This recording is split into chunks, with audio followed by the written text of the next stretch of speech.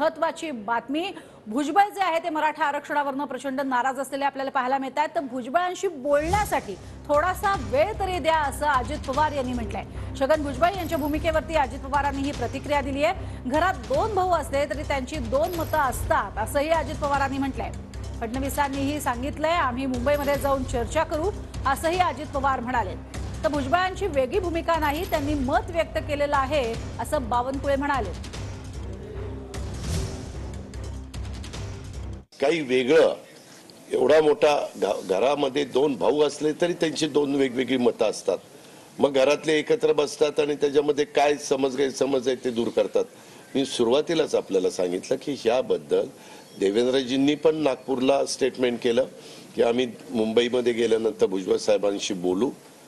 देवेंद्रजी पण म्हणाले की ह्याच्यात कुणावर अन्याय झाला असं आम्हाला वाटत नाही, परंतु त्यांच्याशी बोलू। मी पण तुम्हाला तसंच सांगितलं, तर बोलण्यापुरता तर वेळ द्या ना। छगन भुजबळांनी काही वेगळी भूमिका घेतली नाही आहे।